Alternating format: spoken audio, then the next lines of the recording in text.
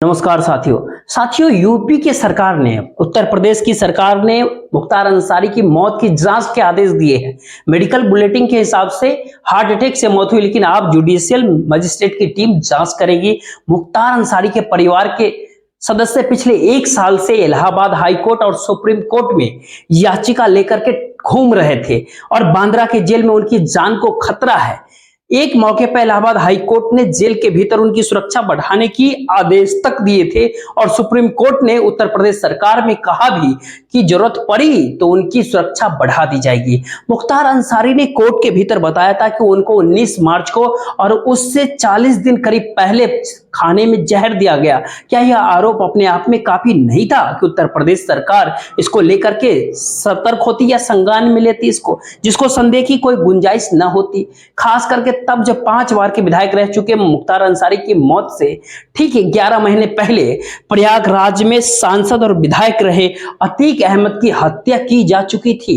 इस मामले की जांच की पूरी कहानी कहां तक पहुंची है, अगर किसी से जानकारी आपको अगर रहे तो बहुत अच्छा। पुलिस की सुरक्षा में एक सांसद की हत्या मीडिया ने भुलाने में बहुत जल्दी किया।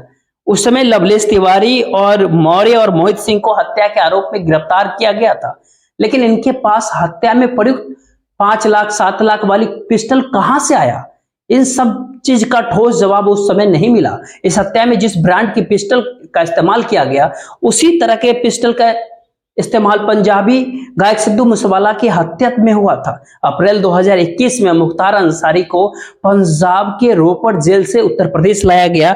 साथियों, क्या उत्तर प्रदेश यानी यूपी के बाहुबली डॉन मुख्तार अंसारी, जी हां, मुख्तार अंसारी की मौत हार्ट अटैक है या फिर जेल के भीतर बंद अंसारी को जहर देने से, उत्तर प्रदेश सरकार यानी बांद्रा जेल के भीतर जहर देने से, एक साजिश, एक प्लान, एक रणनीति के तहत जहर देने से मुख्तार अंसारी की मौत हुई है? क्या जेल के भीतर बंद मुख्तार अंसारी, कई बार के यूपी के विधायक रह चुके मुख्तार अंसारी को एक गहरे प्लान के तहत, गहरे षड्यंत्र के तहत स्लो पॉइजन दिया गया? क्या स्लो पॉइजन से ऐसी मौतें हो सकती हैं? अगर स्लो पॉइजन से मौत हुई है अंसारी की, तो भले ही पोस्टमार्टम रिपोर्ट के भीतर विसरा रिपोर्ट पॉजिटिव या निगेटिव ना भी हो, तो क्या ऐसे में कब्र में जो व्यक्ति को दफना दिया गया कुछ समय बाद ही भी यह पता लगाया जा सकता है कि मुख्तार अंसारी को जहर दिया गया था या नहीं, स्लो पॉइजन दिया गया था या फिर नहीं? क्या आज के दौर में जो फॉरेंसिक साइंस है, जी हां, क्या इस मौत का रहस्य से पर्दा हटा सकता है? आज नहीं कल, कल नहीं परसों, परसों नहीं तो महीनों, 2 महीनों, 3 महीनों बाद ये राज से पर्दा हटा सकता है। अगर मुख्तार अंसारी को साजिश के तहत अगर जहर दिया गया है कारागार के भीतर, या फिर मुख्तार की हार्ट अटैक से मौत हुई है, आज इसी वीडियो में बहुत बड़ा खुलासा करने जा रहे हैं, जब आप ये जानेंगे कि उत्तर प्रदेश के एक मुख्तार की स्लो पॉइजन से मौत हुई। अगर मुख्तार की जहर से मौत हुई तो फिर उसका पता लगाया जा सकता है। कोई लैब में कोई खेल हो सकता है क्या? विसरा सैंपल को लेकर के बहुत कुछ इस वीडियो में आज हम बताएंगे। क्या मुख्तार अंसारी की घटना इतना इंपॉर्टेंट क्यों है? वो बाहुबली थे, वो माफिया डॉन थे, वो सरगना थे, उनकी एक गैंग रेवल हुई थी, लेकिन मुख्तार अंसारी सरकारी कस्टडी में था, जुडिशियल कस्टडी में था, जेल के भीतर था और बार बार मुख्तार की तरफ से कोर्ट को इत्तला की जा रही थी कि उसको जहर दिया जा रहा है। तारीखें बता रहा था कि 18 मार्च को जहर दिया गया, दूध में जहर मिलाया गया, खाने में जहर मिलाया गया, टेस्टलेस पॉइजन, पता भी नहीं लगता, लेकिन सिम्टम्स ऐसे हो रहे थे, फील हो रहे थे, महसूस हो रहे थे, लेकिन उसके बावजूद भी संज्ञान नहीं लिया गया। और उनके जो बड़े भाई मुख्तार के जो विधायक है, उनका कहना है कि अगर कोर्ट अदालत ने यह सुना होता अगर, तो हो सकता है कि मुख्तार को बचाया जा सकता है। 14 अक्टूबर 2005 का दिन का ही बात है। शहर को न जाने किसकी नजर लगती है, उस शहर में देखते ही देखते दंगा भड़क जाता है। दंगा कुछ इस प्रकार से भड़कता है कि लोग सड़कों पे उतर जाते हैं और एक दूसरे की खून के प्यासे हो जाते हैं। हिंदू मुसलमानों को मारना चाहते थे, मुसलमान हिंदुओं को मारना चाहते थे। किसी के हाथ में हथियार होता है, किसी के हाथ में चाकू होता है, किसी के हाथ में कट्टा चला रहा होता है, तो कोई पत्थर फेंक रहा होता है। और देखते ही देखते शहर के अलग अलग हिस्सों में आग लगनी शुरू होती है और यहाँ से घायलों को हॉस्पिटल पहुंचाया जा रहा था, अस्पताल पहुंचाया रहा था। अस्पताल में कुछ लोग दम तोड़ रहे थे, पहले एक आदमी मरता है, फिर दूसरा मरता है, तीसरा मरता है, ऐसे करते करते करीब टोटल ये बढ़ते बढ़ते 15 लोग तक पहुंच जाती है। बड़ी संख्या में लोग घायल भी होते हैं और लोग लगातार मर भी रहे थे। इसी दौरान पुलिस प्रशासन सक्रिय होती है तो पता चलता है कि 15 लोग जो मरे हैं उसमें से 8 हिंदू हैं और 7 मुसलमान हैं। इसी बीच में किसी ने ये अफवाह फैलाई कि जिन लोगों का घायलों का इलाज चल रहा है वहां भी दंगाई पहुंच रहे, दंगाई उनको मार डालेंगे।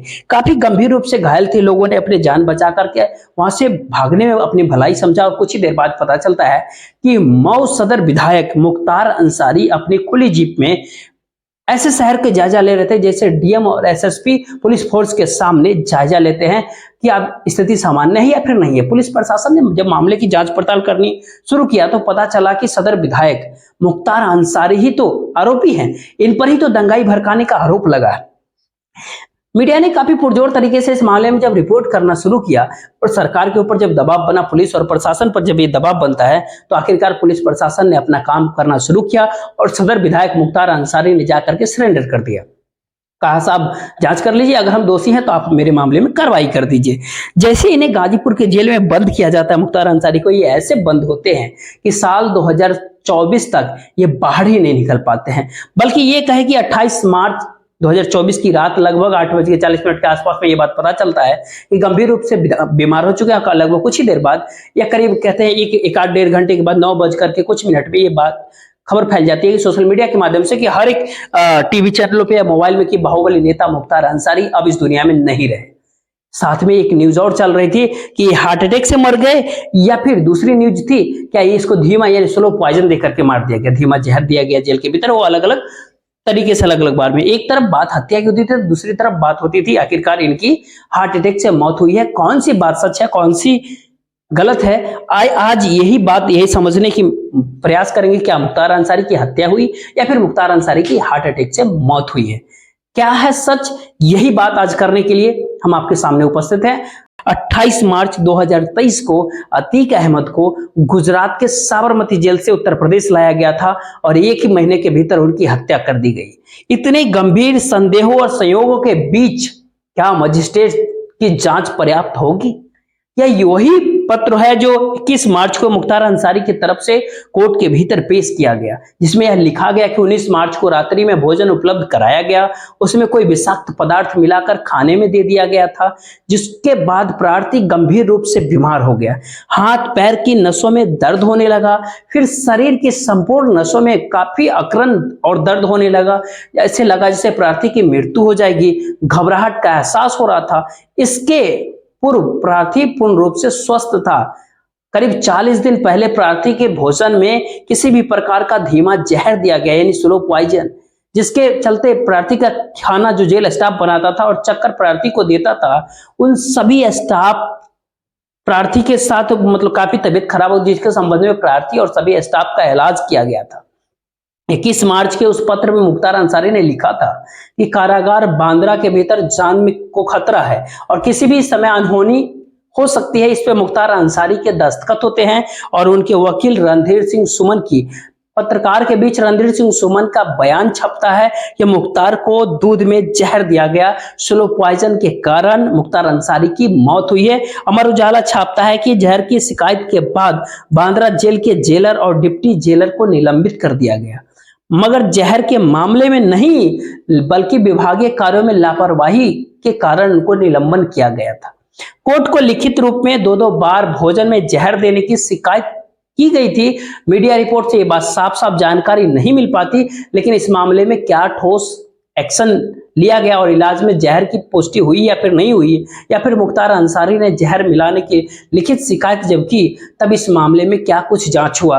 मुख्तार अंसारी के वकील ने हाई कोर्ट और सुप्रीम कोर्ट के भीतर अर्जी भी दायर किया था और उजाला लिखता है कि हाई कोर्ट व सुप्रीम कोर्ट के भीतर याचिका दाखिल कर मुख्तार की जान को खतरा बताया गया। उनके स्वास्थ्य व सुरक्षा के इंतजाम की प्रतिदिन रिपोर्ट जमा करने की मांग तक की गई। तो द वायर दर एक आदेश के प्रतीक के अनुसार एमपी एमएलए अदालत बाराबंकी के न्यायाधीश कमलकांत श्रीवास्तव ने अंसारी के एक आवेदन पर सुनवाई करते हुए जेल अधीक्षक बांद्रा को 29 मार्च तक जहर दिए जाने के मामले में उनके स्वास्थ्य और सुरक्षा की एक रिपोर्ट सौंपने का निर्देश तक दिया था, लेकिन बांद्रा जेल के भीतर दो बार जहर देकर के मारने के प्रयास का रिपोर्ट जिम्मेदारों ने अदालत के भीतर अब तक नहीं सौंपा है, ऐसा अमर उजाला लिखता है। रिपोर्ट जमा करने से एक दिन पहले ही करीब 28 मार्च को उनकी डेथ हो जाती है मुख्तार अंसारी की। 15 दिसंबर 2023 को मुख्तार अंसारी के बेटे उमर अंसारी की याचिका पर सुप्रीम कोर्ट में सुनवाई हुई थी। याचिका में उमर अंसारी ने बताया कि बांद्रा जेल में उनकी जान को गंभीर खतरा है, उनका तबादला उत्तर प्रदेश से बाहर के जेल में कर दिया जाए। इसके जवाब में उत्तर प्रदेश सरकार ने सुप्रीम कोर्ट से कहा कि मुख्तार अंसारी को जेल में कोई नुकसान नहीं होगा। तब उत्तर प्रदेश सरकार ने कहा कि जरूरत अगर हुआ तो जेल के भीतर भी सुरक्षा बढ़ा दिया जाएगा। जस्टिस ऋषिकेश लॉर्ड और जस्टिस संजय करोल के बेंच मामले की सुनवाई कर रही थी। उमर अंसारी के वकील कपिल सिब्बल ने सुप्रीम कोर्ट के भीतर कहा कि यह खतरा काफी गंभीर है, क्योंकि भारतीय जनता पार्टी के विधायक कृष्णानंद राय की हत्या के 8 आरोपियों में से 4 आरोपियों की हत्या की जा चुकी है। इनमें से एक आरोपी की हत्या तब कर दी गई थी जब उसको कोर्ट में पेश किया जा रहा था, उस दौरान, इसलिए यह खतरा काफी गंभीर होता है। जून 2023 के भीतर लखनऊ के भीतर भरी अदालत के बीच संजीव माहेश्वरी की हत्या कर दी जाती है। संजीव माहेश्वरी मुख्तार अंसारी का सहयोगी बताया जाता था और विधायक कृष्णानंद राय की हत्या में आरोपी भी था। 24 साल का विजय यादव वकील बनकर के आता है और सेमी ऑटोमेटिक पिस्टल से संजीव माहेश्वरी की हत्या कर देता है। विजय यादव ने कहा था कि इसके लिए उसको 20 लाख रुपए दिए जाने थे। इस मामले में अंतिम स्थिति क्या होती है ये बात बताने में अभी असमर्थ है। कृष्णानंद राय की हत्या में मुन्ना बजरंगी एक हत्या था जिसको बागपत जेल में गोली मार करके हत्या की गई, जिसको जुलाई 2018 में जेल के भीतर उसको 10 गोलियां मारी गई थी। इस मामले में एक और कैदी सुनील राठी का नाम आया था।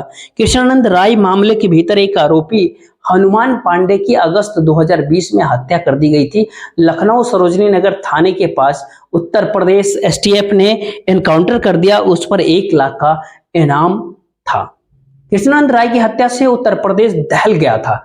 उसको 500 राउंड गोलियां मारी गई थी। आज भी उनका परिवार और उनका समर्थक इस घटना को याद कर सिहर जाते हैं। उस घटना में राय समेत 7 लोग अन्य लोग मारे गए थे। उस हत्याकांड की गूंज आज भी सुनाई देती है, लेकिन उनकी हत्या के 4 आरोपियों की हत्या हो जाती है। क्या इसमें किसी को संदेह नहीं होता कि मामला हत्यारों तक पहुंच रहा है या फिर कहीं और जा रहा है? इन सारे उदाहरणों को अगर सामने रख करके देखते हैं तो ये मामला केवल माफिया की मौत का ही नहीं लगता। उत्तर प्रदेश में जेल के भीतर हत्या, कोर्ट में हत्या, पुलिस की सुरक्षा में हत्या, एनकाउंटर और जहर देकर के मारने का आरोप गंभीर सवाल अपने आप में खड़े करते हैं। राज्य की सुरक्षा में इस प्रकार की घटना चिंता का विषय है। सजा काट रहे अपराधियों को जेल के भीतर और पुलिस प्रशासन की सुरक्षा में हत्या कर दी जाए तो जाहिर सी बात है मुख्तार अंसारी की मौत को लोग सामान्य मौत की तरह नहीं देखेंगे। भारत देश में लोग रहते हैं, रूस में नहीं रह रहे हैं, जहां विपक्ष के नेता नावल्नी की मौत होती है, आरोप लगता है कि जेल में जहर दे दिया गया होगा। कृष्णानंद राय के आरोपियों की इस प्रकार से हत्या होती है। जाहिर सी बात है कि मुख्तार अंसारी की जान को खतरा इतना हल्का नहीं रहा होगा। सुप्रीम कोर्ट के भीतर एडिशनल सॉलिसिटर जनरल ने उत्तर प्रदेश से बाहर की जेल में भेजने का विरोध भी किया। 3 महीने के भीतर मुख्तार अंसारी की डेथ हो जाती है। बहस के दौरान ही कपिल सिब्बल ने कहा था कि 3 मई 2023 को इलाहाबाद हाई कोर्ट के भीतर सुरक्षा बढ़ाने के आदेश दिए थे, क्योंकि 18 मई 2023 को कुछ अज्ञात और संदिग्ध लोग मुख्तार अंसारी के बैरक में पहुंचे थे। इसको भी ध्यान रखना चाहिए। 2 बार जहर देने के अलावा अज्ञात लोगों के बैरक में जाने की घटना पर क्या जांच हुई? वह जांच भरोसे के लायक थी भी या नहीं? ये सब कुछ अब कहते हैं ना, खुला प्रश्न होता है।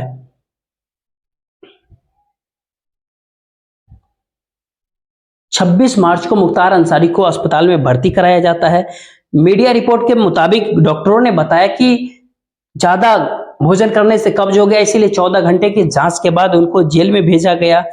इसके बाद जानकारी छपती है कि मुख्तार अंसारी ने रोजा रखा था, उन्होंने कुछ खाया पिया नहीं, फल लिया और खिचड़ी खाया था। इसके बाद उनकी तबीयत बिगड़ गई, उल्टियां आने लगी और बेहोशी की हालत में 28 मार्च की शाम रानी दुर्गावती मेडिकल कॉलेज के भीतर उनको लाया गया, जहां उनकी डेथ हो जाती है।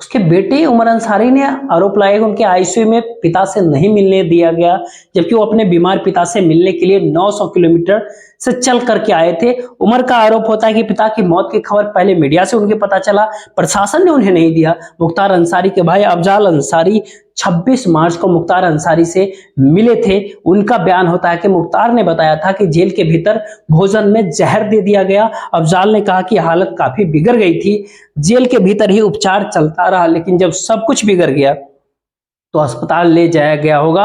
अफजाल ने एक और आरोप लगाए गंभीर